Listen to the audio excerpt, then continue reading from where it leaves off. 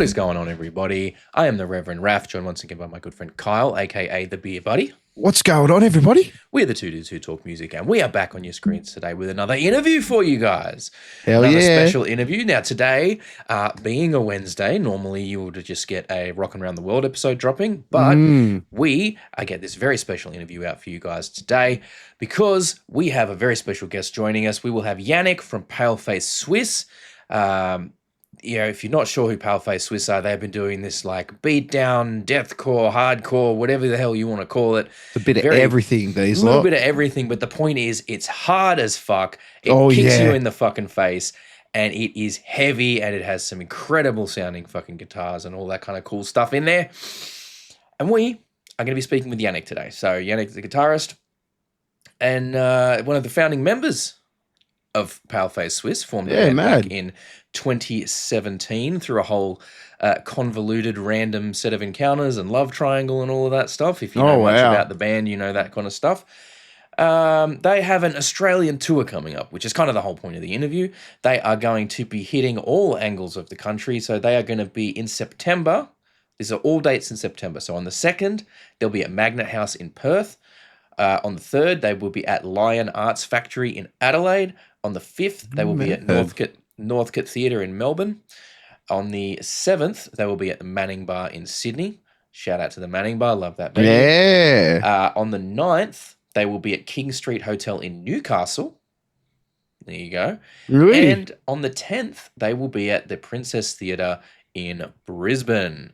Nice. So that's all before jet setting off to Asia for a bunch of tour dates over there. So they're going to be going all over the place in that first couple of weeks of September. So we will have a link down in the description for some tickets. So make sure you click down there. Go ahead and buy your tickets for your nearest show. Get out and see them. They've been doing absolute crazy stuff. Incredible work. They just released a new album this year called Cursed. That has some absolutely cracking songs on it. Yeah, it is. We did a reaction to one of the tracks, I think a little bit before the album dropped, and I've gone through and had to listen to it since then, and just incredible work, absolutely incredible work all around from these guys. So we are going to be diving into this interview with Yannick Lehmann from Paleface Swiss right now. Thank you so much for joining us, Yannick. I really, really appreciate it. Looks like it's a beautiful day over there, wherever you're at the moment. I'm at you guys know Vulcan Open Air? Oh, yeah. Really? Yeah, you guys are at that. Right. You guys playing that one today, are you? No. I'm here as a guest. Oh, hell yeah. That's rad. That's so rad, dude. Who are you really looking forward to seeing out there? Who are you most looking forward to seeing while you're there? I'd say Lost Society. They're a band from Finland. Mm-hmm. Yeah, awesome. And I'm very, very excited in a good or bad way for Guns N' Roses. Let's just hope they're not late like they normally are. Yeah. Oh, man. Well, look, again, thank you for taking time out of your day. I mean, I know you're a buck and you probably got 1,000 things that you'd rather be doing here, but look, we got the Australian tour coming up for Paleface Swiss. Yes. I will admit, I forgot to check. Have you guys done Australia before, or is this your first time out here? You have? We were in Australia September a year ago. Oh, okay. We were supporting In Heart's Wake. Oh, there you go. Okay. Awesome. That's my bad for not checking that. I apologize. I should have checked that before I come on. But no worries. But so we got a year. So September to September, you guys are coming back again. Really, really excited to see. I mean, you guys are doing, the whole country really. You're hitting the West Coast as well. You're hitting Adelaide, which a lot of the time those towns miss out. So I'm sure they're stoked to be getting the tour. Nice. This is the first show who sell out Adelaide. Oh, Adelaide sold out already sold out. Yes. Awesome. Good on Adelaide. Good on Adelaide for representing, because they don't get a lot of shout stuff. out. So glad that they've shown up for you guys. That's amazing. And this is all in support of the new album Cursed that came out January this year. Just snuck into this year on 3rd of January, I believe that one came out. 3rd of January, right? I think a little while ago on the channel, we did a reaction to My Blood on Your Hands, I think it was. That was one of the singles that you guys dropped. And immediately was just like struck by the intensity and the really personal nature of the song and the film clip there. and the sort of the film clips that followed as well for like Love Burns and River of Sorrows, they seem to be sort of a one connected story over those songs and film clips. Was that sort of always the intention? Did that sort of come together as a bit of an accident while building everything? What's the I story think there? I think it was because the songs are in one line on the album, and as we wrote the lyrics, we thought we can make a little like story out of it, because there were like in like my Blood on Your Hands first, Love Burns, and then River of Sorrows. So we thought, why don't make a story and make also like a complete like music videos which were connected to each other. Mm. I mean, it's very, very How's it powerful. called? A concept. Yes. A concept. Yeah. Make a concept out of it. Awesome, man. And it's really is like when you get to River of Sorrows and it's like a bit more restrained, and like we've got the clean vocals and everything in there, and it's extremely like that almost feels like the sadness behind the rage of the other songs in a way. And it's beautiful, beautiful work. Thank you. I gotta say though, man, like I don't know what you're doing with your guitar tones, but that is some of the like filthiest shit I've ever heard in the best way Yeah. possible. I mean that as an absolute compliment. Thank you so much.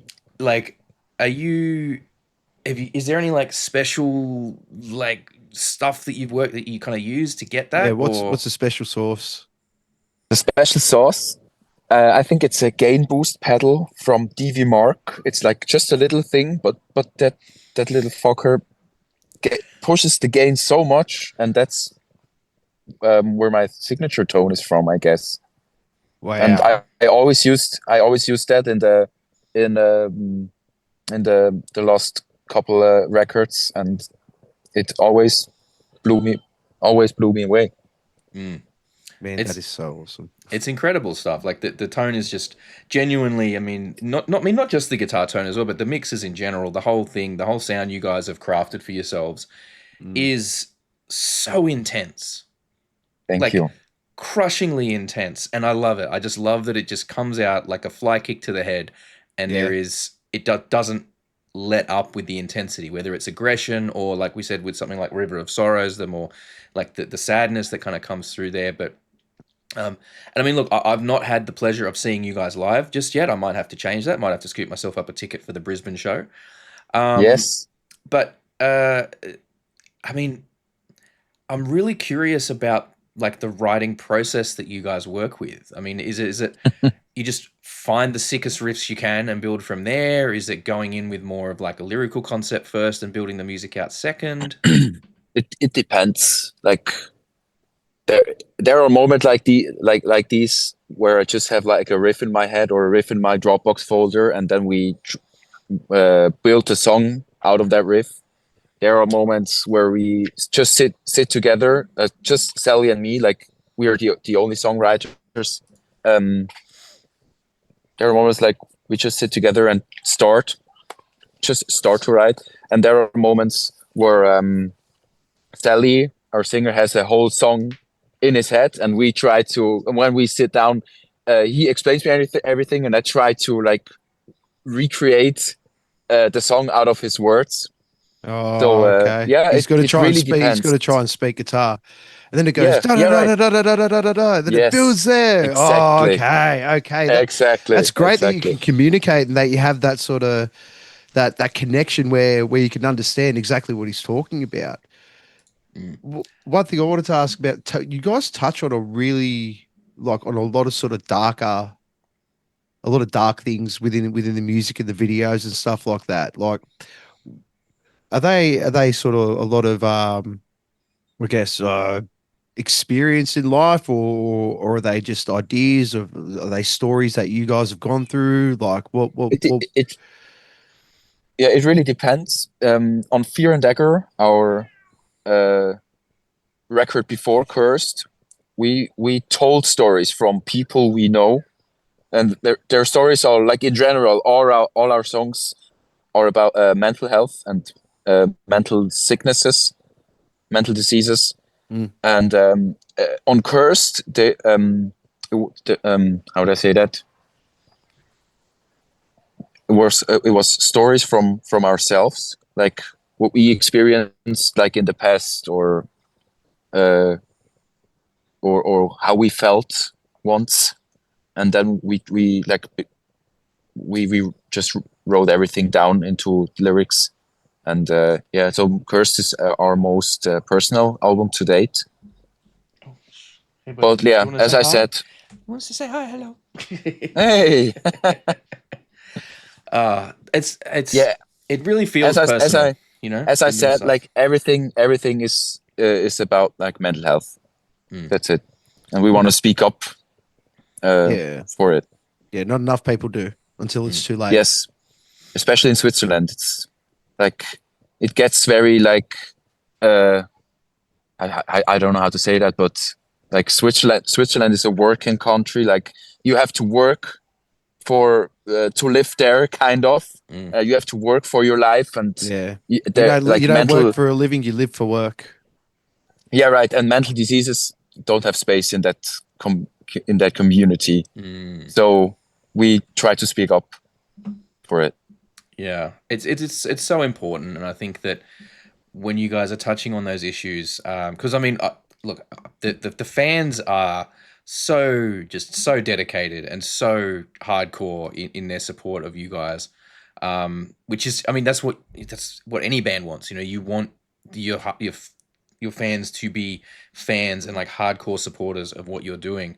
Am I correct? I'm sure I saw somewhere that the nickname for the fans is like the cursed ones. Is that correct? Yes. What's Yes. the origins of that? Is that just kind of like, everyone has struggles, everyone's kind of, we're cursed in some way, you guys are cursed in some way, so we're the All same as cursed each together. other, or You can see it like that, but I think the cursed ones came because of our song Curse Us. It was our first song we released, and that song helped us to get bigger. And the word cursed was always there, or cursed. And we thought, why not like naming our friends the cursed ones, um, as Slipknot did it with their fans, like the maggots, like Yeah. we just came up with that word, and that's how it's like Hey, if it that's how sticks, it it sticks. worked. Who cares? well, I mean, it helps with fan solidarity. I think it helps there Yeah. be a connection between Definitely, the band and the definitely. fans. Well, yeah. You had the Kiss Army. Yes, Yeah. yes, Like, and yeah, it's just, I guess, gives you something to grab onto and hold onto together when everyone's a yes. I fan. think it's a very good thing, because it feels like we are in a big family. Um, and at our show, it's the cursed family, kind of. I can see You know the what I mean? shows being a very emotional experience for some people as well. Yes, I mean, because of the topics you guys are covering, because of the intensity of the music, I have no doubt that it is, for many people, like very, very emotional. Um, but I mean, like, you guys have really been gaining a lot of traction over this last few couple of albums, like really since. Because I'll be honest, like I did start hearing the name of the band even from those first couple of EPs, like from prior to like the COVID times and everything, and then since then it just feels like it's just becoming. You guys are getting more and more traction, becoming more and more prevalent, getting bigger and bigger opportunities. Which, like, I love to see that. I love to see a band that clearly is out there, dedicated to their craft, putting the work in, getting those opportunities to grow and expand their base and their reach, but. I just want to run some numbers by you here. Because look, I mean, you were a founding member of the band from 2017.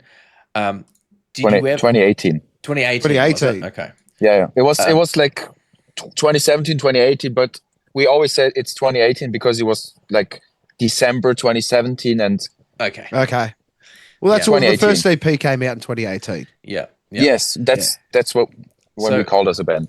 but I mean, I'm just looking at some of these numbers here. So, like, at the moment, just on Spotify, it's 850,000 monthly listeners and That's insane. over 174 million streams of all the Crazy. songs on Spotify. Like, when you think about those kind of numbers and where you were in 2018 when you guys were starting everything, um like, what do you think that 2018 Yannick would say if you could sort of go back and be like, bro, you're gonna have all these crazy opportunities. You're gonna get insane numbers on Spotify. You guys are gonna be touring. You're gonna be touring all over the world with your music. Like, what do you think You're going to be guessing at 2018? Wacken. What do you think the 2018 version of you would say if you could talk to him?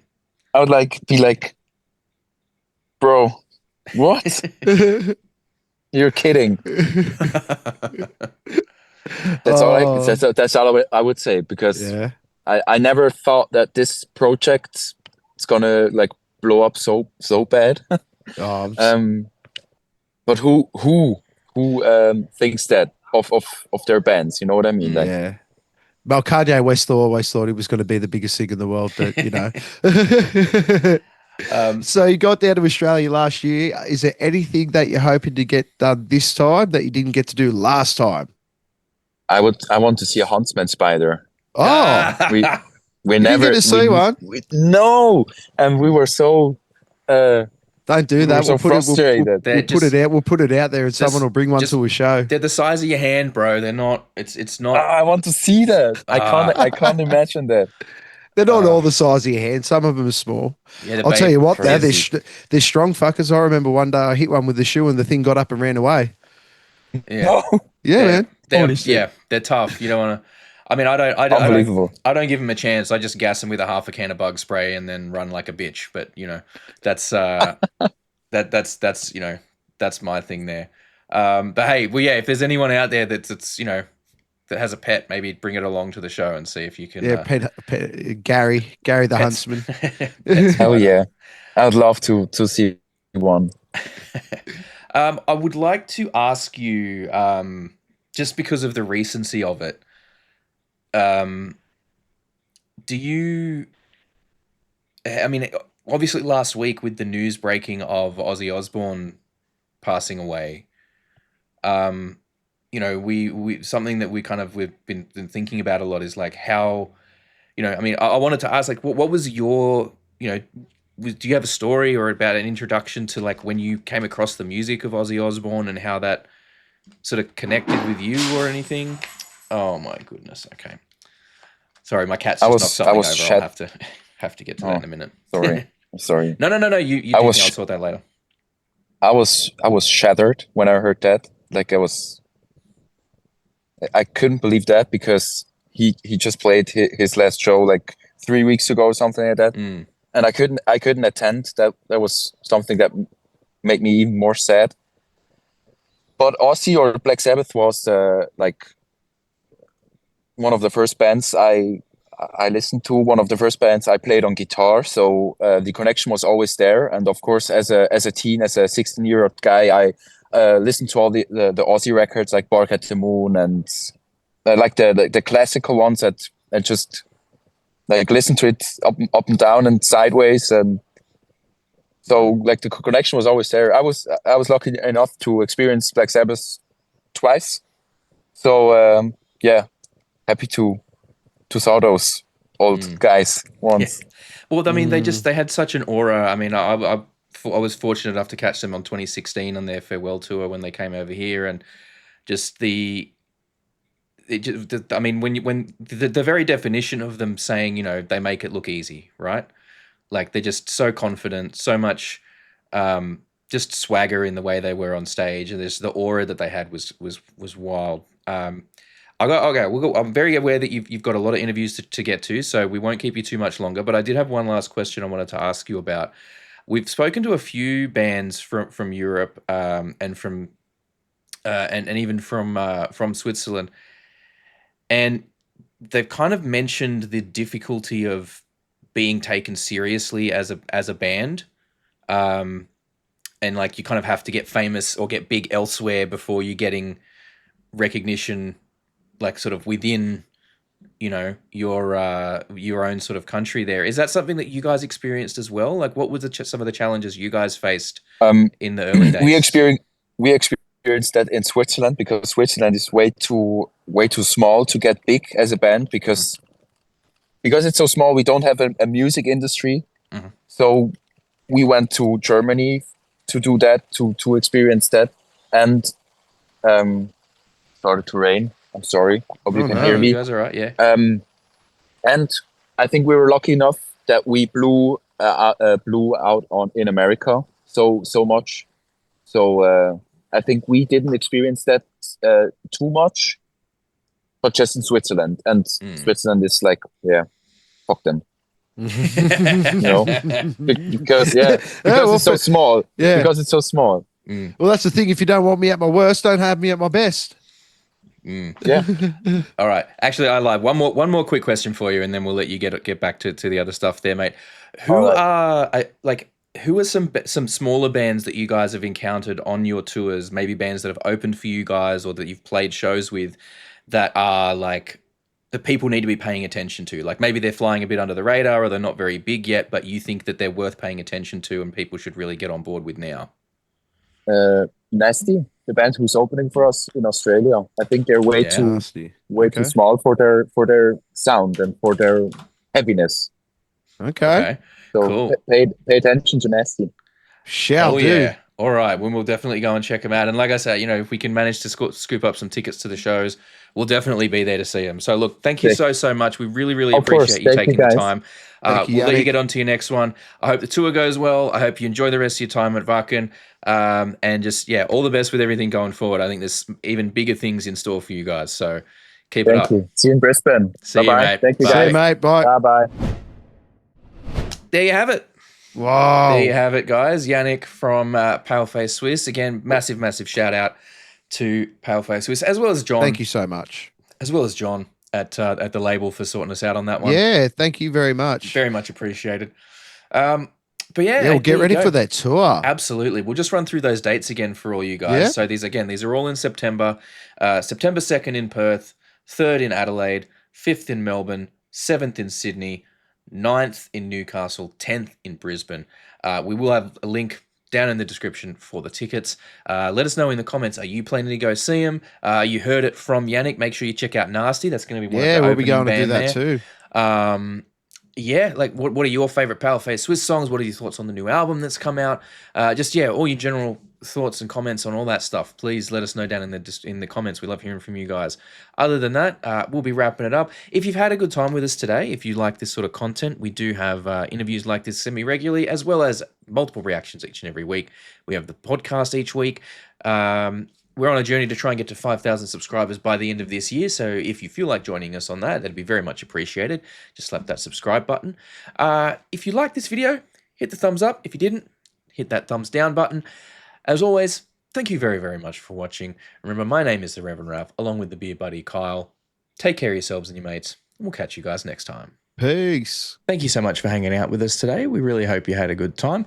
If you did, please consider hitting that subscribe button and the notification bell down there. It helps the channel grow. We are still a fairly young channel and we like to try and grow our audience all over the world. We do also, for those of you who are interested, have a Patreon. It's just a couple of bucks a month. At the moment, you get all the videos early and ad-free, but we are working on ways to increase the value of that and make it a bit more enticing. So don't forget to keep an eye out and check back on what's going on over there. Other than that, thank you so much for your time. Enjoy the rest of your day.